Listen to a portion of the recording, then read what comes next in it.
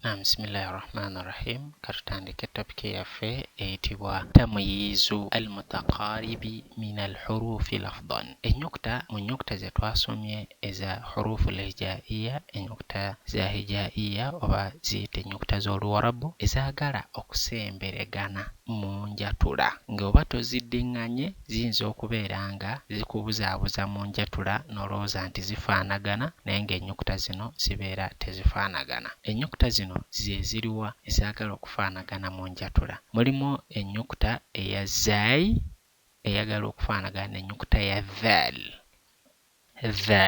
Zayi toteeka lulimi ku mannyo naye ate dhaal oteeka olulimi ku mannyo okubeera ng'ojatula bulungi. Netubala n'ennyukuta ya siin n'ennyukuta ya thaa'u. Thaa'u oteeka olulimi ku mannyo naye ate siin toteeka olulimi ku mannyo. Netubeera n'ennyukuta ya laad, tubeera n'ennyukuta ya dhaad. Ezo ennyukuta ebbiri zitera okubeera nga zisumbuwa abantu mu njatula ne balowooza nti ze zimu naye ng'ate ziba si ze zimu mu njatula. Eri esooka bagiyita laad ate n'eyokubiri eyitibwa dhaad. Tubeera n'ennyukuta ya thaa'u n'ennyukuta ya dhaal.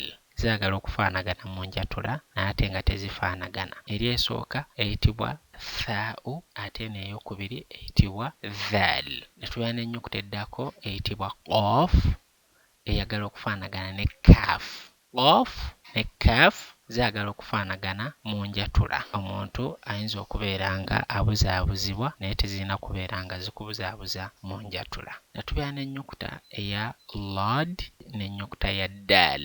Eno esooka bagiyita laad, eyokubiri eyitibwa daal.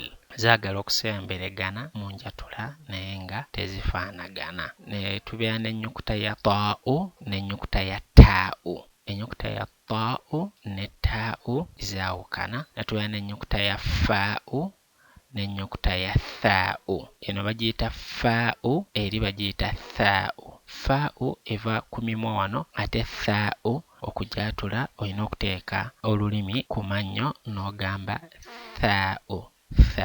Ezo nno ze nnyukuta ezaagala okusemberegana mu njatula naye nga tezaatulwa kyekimu, zaawukana. Nabwekyo olina okutwala obuvunaanyizibwa okubeera nga oziddiŋŋana, ozisome, obeere ng'ozitegeera buli emu osobole okubeera nga ojatula mu njatula yaayo entuufu nga bw'eri. Insha Allah biidhnillahi ta'ala eyo nno yesobodde okubeera nga efuuka topiki yaffe ey'olwaleero. Beera ng'otusomeramu ku nnamba zaffe ezo insha Allah tubeere nga tukuwuliriza. Assalamu alaikum warahmatullahi wabarakatuh.